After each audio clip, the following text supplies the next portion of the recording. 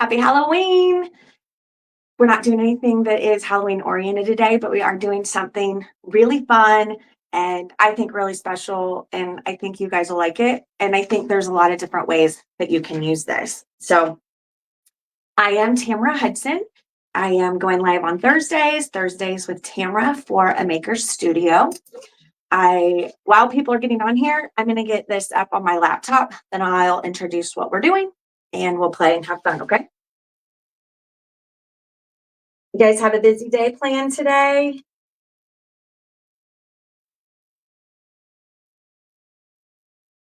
I'm not sure what all we're doing today. Let's see. All right, we're going. They don't have it up over here yet, but that's okay. You guys will be able to see what we're doing.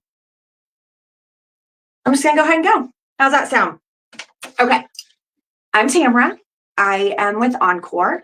I've been working with Amy Howard at home and a maker studio for many, many years.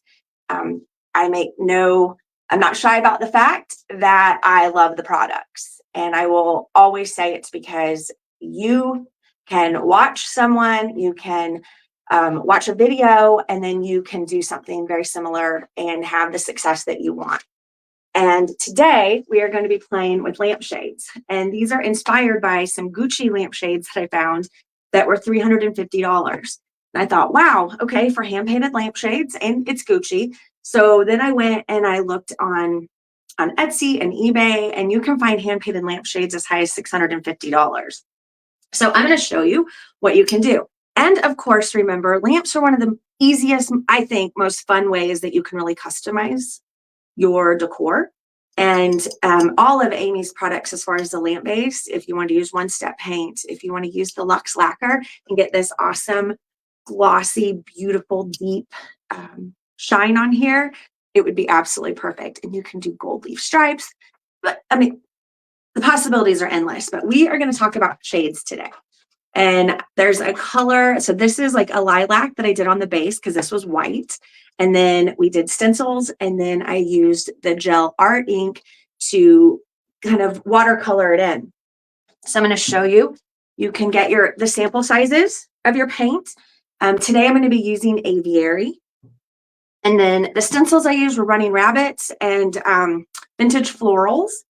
And then I used gel art ink in Hush Your Mouth.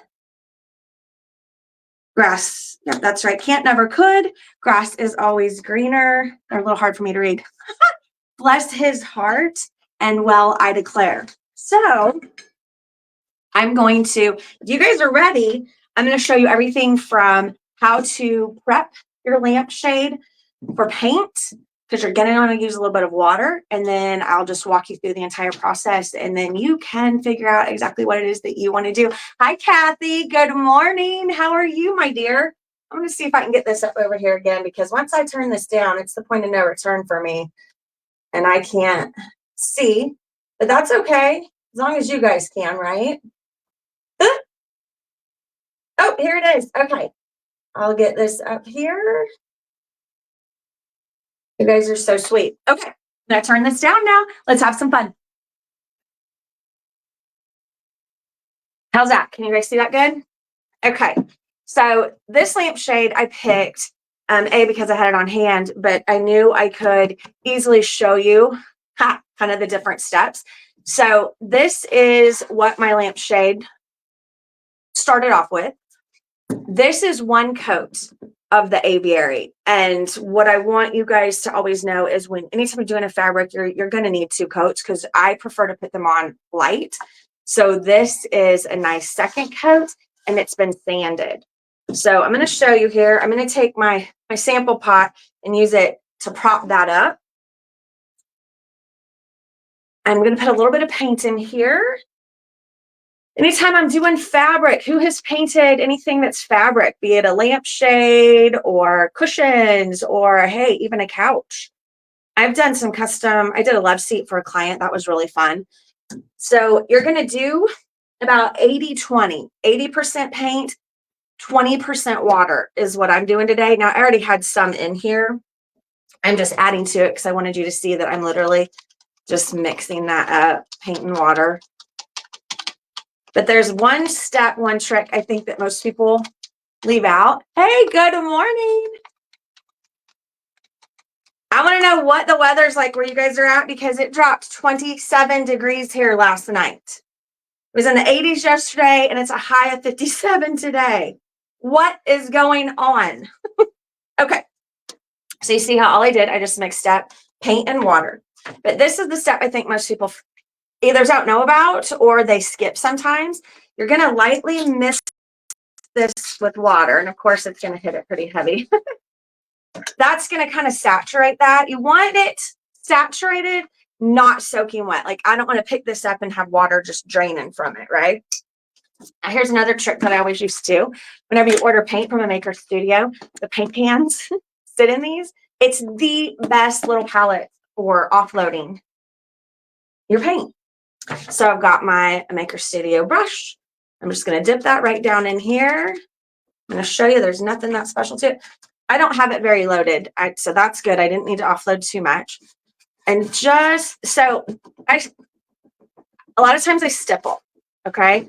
On a piece of furniture that we're going to be sitting on, I like to use my round brushes, and I'll stipple that paint on because I want it to get down in the fabric. And you know, I mentioned that 80-20. So that is going to change kind of depending on the fabrics. So the thicker nap you have, like if you're doing a crushed velvet or even a micro suede, I've done micro suede chairs before. I want you to get it down in that fabric. And so if it is something else other than a lampshade that has a backing, you can stipple, you'll need to stipple that on. But on this, I just want you getting that all around.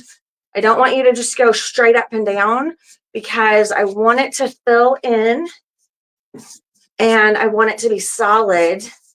You want it to be solid when you turn that lamp on at night. And don't forget, you'll come in and get the tops. And don't forget, you'll come in and just pat that bottom. Oh, get that bottom right there too. So see how, I mean, that's still very light. And I don't want it to discourage you that when it dries, it's going to be a little bit blotchy that first time because you don't have like complete coverage. But that's okay because you're going to come in a second time. And depending on how light you go, you may do a third, but it goes really fast. Okay, I can definitely tell you that. Now, the annoying thing that I'm going to do since I'm flipping this around, I'm going to hit this with a hairdryer really fast. So bear with me here.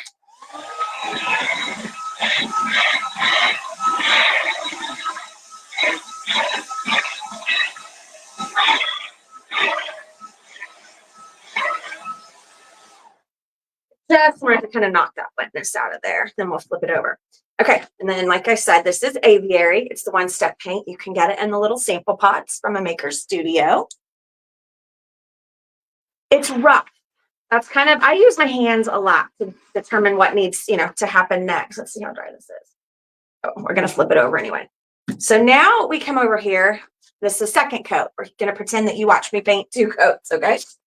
I'm going to grab a sandpaper that is going to be in a 220 grit. And I'm literally, and I'm not going to, I'm just going to kind of lightly knock that back, knock it down, okay? And you'll be able to feel. So when you put that paint on, it's like the fibers almost kind of come up and get a little prickly. You want it to be smooth because you want a smooth surface for when we start to put on. And now I have paint all over me. That's what apron's for, right? The stencil. Okay, this part is done. This is part 3, really, but I'm going to come over here and we are going to actually walk through doing the stencils as well, okay? Now you can pick to your heart's content.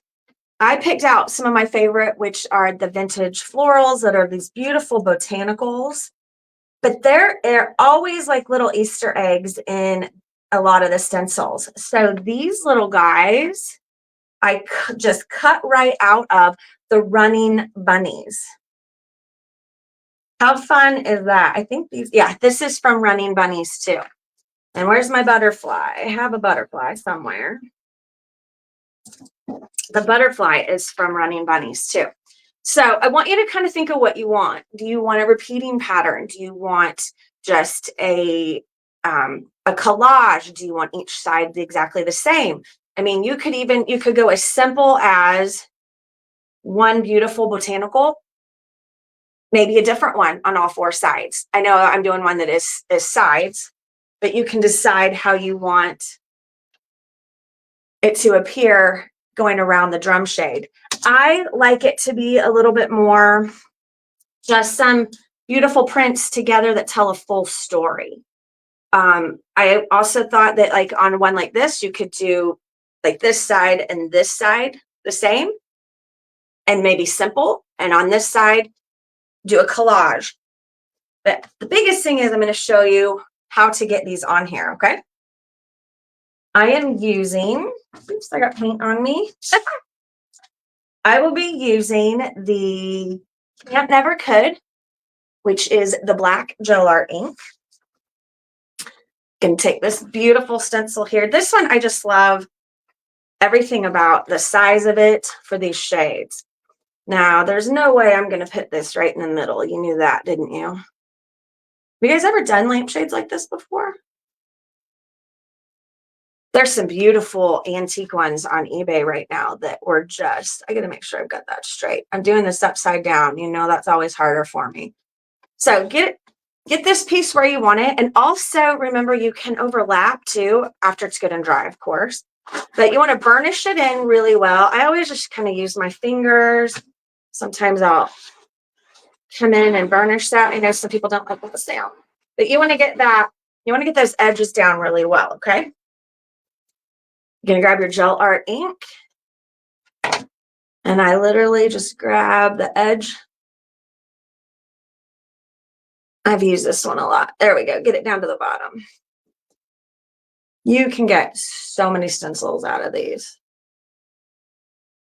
Just put that right across your edge there. And come on in. Look how easy that is. So these are tri-mesh stencils. So I want you to think of screen printing. You're getting right down in there. And yep, I went off my edge a little bit. I kind of don't mind that because it gives it more of a hand-painted look. But you can just go back over it with your one-step paint when it's all dry. Don't do it before it dries because then you'll just smear it. So on fabric, you're also going to want to go a little bit lighter. But the whole point is pushing that paint down through the stencil. And it's a little easier when you're not working upside down. Ha! What's that quote? And this is what it makes me think of about Ginger Rogers and Fred Astaire. It said, Ginger Rogers did everything Fred Astaire did, except backwards and in high heels. So that's what I think of every time I'm doing one of these backwards. So let's see the reveal. Ta-da! Now, I'm going to take this. Normally, I would run right over to my sink and I would get down in there and get that off the top. But when I'm doing a live, I just put it over here in a thing of water. Okay? So how fun was that? I want to show you the butterfly too, just because it's darling. I know I want him kind of, and don't be afraid. I want him kind of like he's flying off. Don't be afraid too to take your stencil and maybe go half off or wrap it around. The possibilities are literally endless. So I'm really going to get that down in here. You can also use, there are really great tools in a Maker Studio for doing this. And you can use your paintbrush too to get the little details.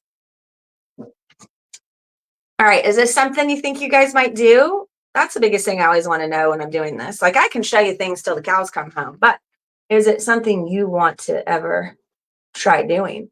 I've done these in my store when I've been doing store windows, or I've had some furniture that I thought was really great, and I had some lamps, and I just wanted to make it extra special. I've done custom lamps to go with it. You can get, so that little lamp that I showed you, I was going to say you can get lamps like this. So this lamp and shade, I got that at Dollar General. It was 14 bucks. You can get shades even at Walmart that are pretty darn good. thrift stores as well, estate sales. So I always kind of keep it low as you're pulling that up. I got a little heavy handed there, but that's okay. I'm going to stick this just over here in the water because I'm going to come back in with paint, you guys, and I'm going to make this look gorgeous. Now, bear with me again because I'm getting ready to turn it, but I'm just going to hit this with the hair dryer real quick.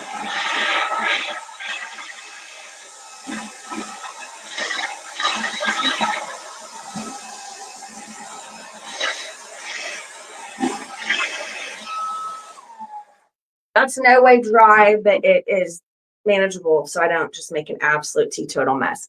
Now we're going to pretend that this is all done. I really do want a butterfly in here too, so I will do that later. But here is where we're going to have some fun. I'm putting my black away now, and I'm getting out a plate. Oh, good. You guys can see it right there. Oh, yay. Okay, that works out. Okay. This is super fun because for every one of these colors that I'm going to use, I'm going to make a second color by just adding white. So I'm literally going to take my grass is always greener and just put some of that on my plate. This will wash off perfectly. I've used this platter so many times. And I know the white isn't going to show up great, but I really wanted white because I want to be able to really see the color that I'm using. And I'm just going to I'm going to grab my smaller brush right now. I'm going to go right into the water. And I'm going to start by taking my green and watering it down some, okay? I always do that. I'm wanting kind of a little bit of a watercolor effect because that is what so many of those really nice, expensive shades were. They were like a watercolor. And you just can kind of get a little bit more water in here. Okay, so I got my full strength green, right? Now this is a Bob Ross moment. Haha. Then I'm literally going to grab some white and pull it over here. And I want to make sure I get it light enough. I want 2 colors of green for sure. I wanted this to be a little bit brighter. I've got that heavy, kind of the heavier lines in my black. It just depends what I'm doing. Sometimes, I'll throw black in the mix too, but I like these colors. I wanted my green and my blue to be a little bit bright. So see how I've got my 2 colors of green right there? Now I'm going to grab this and just wipe that off a little bit to give me a little bit more control. Now I'm not going to do a whole lot with that bright. I just want some of it, okay? I want there to be, you know how when you make like a salad, a Jell-O salad or something, you put on top the bits that you are hiding inside. So my idea is I want just a little bit of that darker green in some of these lines, and then I'm going to come in with my lighter. And I constantly keep dipping back into my water. And then it just becomes an adult coloring book. Ha ha ha ha. And the trick, in my opinion, to getting this just perfect is once you get all of your colors laid in, you're going to come back in. I want this one to be dark too, with some white. And you're going to highlight. So with that fabric, when you're stenciling, I want you to remember you got to have enough paint, enough gel art ink, but not too much, right? Because you don't want it to spread. All right, so see how that's a little bit darker. Where else do I want? There's going to be a few more places on here I'm going to want that heavier, darker. I think I'm going to start here and see how there we go.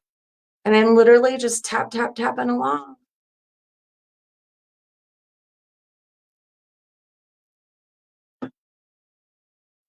We've got this beautiful tulip guy over here. That needs just a hint of green here. See, I'm not even going to go all the way up. I'm going to let it kind of guide me. And remember, you can always add. It's easier to add than it is to take away, right? I think I want this guy to be dark green too.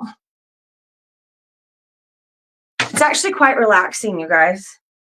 I'm going to grab a little bit more. I need a little bit more water because I want it to don't want it to be dark and heavy.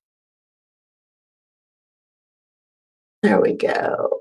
on these guys, I'm just going to kind of hit that. Can you see?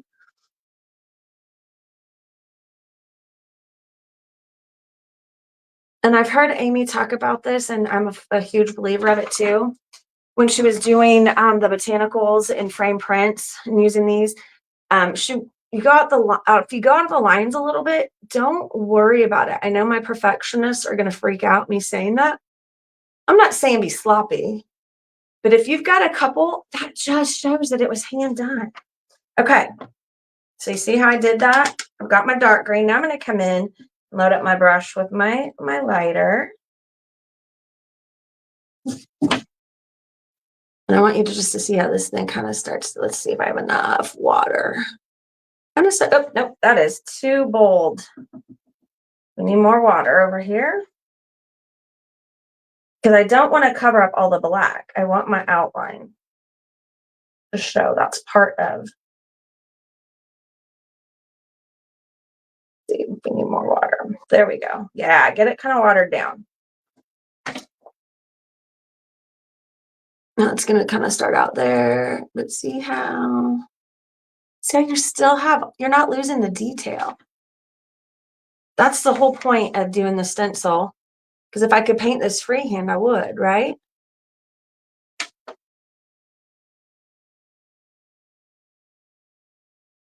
And I like just kind of dabbing it too. And then I'll take my brush and just put it right back in the water and then spread that even more. I'm gonna make sure you guys can see. I know you get the idea. You understand light green and dark green, right? Now, I'm gonna show you one more thing. Don't be discouraged if you don't have tons of colors. And because you're always going to be mixing too. So what is it? Red and blue make purple, right? I'm going to take my Bless His Heart. Boop. And I forgot Hush Your Mouth. The blue. I'm going to put that right next to it. I'm going to grab my brush. Going to grab my water. Not even changing it out. Just we're going to see what we come up with here. Start mixing it up. Make sure you guys can see. Just mix those two. I always like to have white next to it too, in case it gets a little wackadoodle. That actually that's a dark purple. I like that. So, grab my white. Got to be up here somewhere. Put that, just lay it right next to it. Don't be afraid of it. And now I'll start mixing. So now I'm kind of getting a fun purpley. A little bit.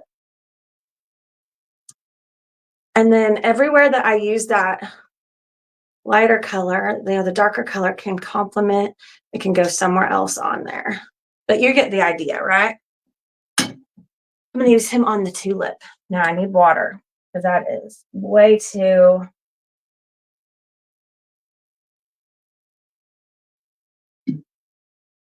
Some water, offload. And I don't want to lose those details. So I'm going to kind of come up around some of them, and then I'm going to cover some of them up. So you actually get a variation in that as well.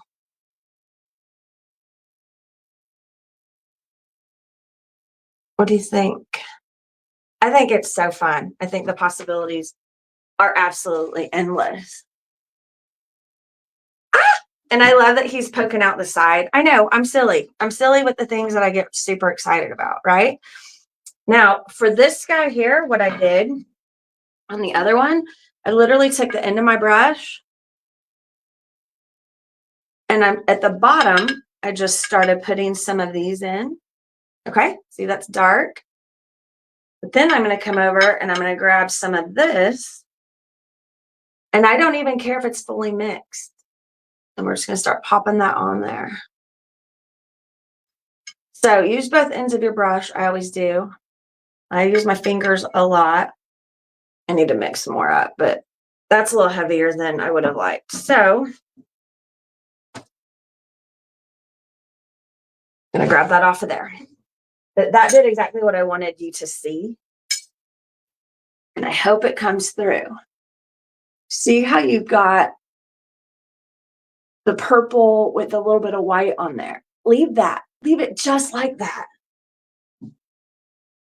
Everybody will think that you're a beautiful trained artist because of these stencils and the application. So I'm going to show you again, just kind of real quickly what we did. Remember, we wet down the shade. We used 80-20 of our paint, aviary, and I got a light coat on here. We're going to pretend it dried. This is the first one. Get a light coat on there. When that's dry, and you can always hit it with a hairdryer, you do your second coat. Then what? You sand it. You want it to feel smooth. You don't want to feel, and you will understand the first time you do it, anytime you're doing fabric, when you paint it, it gets, some fabrics get prickly. They all get a little bit different, but you just want to make sure you're getting it down in there. This has a backing. These are the perfect like fabric things to practice on. Then you're going to come back in with your, I don't know where I threw it, but you've got sandpaper. And so the higher the grit, the finer the sandpaper. So you're just going to knock that down then with a sandpaper and a 220, at least a 220 grit. Okay. Then you're going to want to take something and wipe that off and make sure you've got all of your sandpaper off before all the little gritty things before you come in and lay your stencil down. So get your design, whatever you want that to be. It can be as intricate or simple as you want. Then you're going to come over here and then you're going to just watercolor it in with whatever colors you choose. And remember, Gucci is selling these for $350. I think I showed you everything. I'm just going to pop this up one last time. I hope that was fun. I hope that gave you guys some ideas. But on this one, I just did kind of a revolving carousel. I've got my little bugs in there, my butterfly. I think this is such a beautiful, but this is a mixture of 2 different stencils. And then don't forget your lamp base too. You can do whatever you want to with it with all these products. So I hope that inspired you. I hope, I love to see something that you guys make. That always makes me happy. Again, I'm Tamara Hudson. You can find me over on Encore. And there is a code, Lampshade 20. It's not plural. So Lampshade 20. If you go over to Maker Studio, the products that I used today, you can get those at a 20% discount. So you're going to want your one-step paint, then you're going to want your gel art inks, and you're going to want to pick out your stencils. So I hope you guys have a wonderful day. It's Halloween. Go out there, be safe, have fun. And if you guys make something, let me know because I love, love, love seeing what you guys make. So thank you.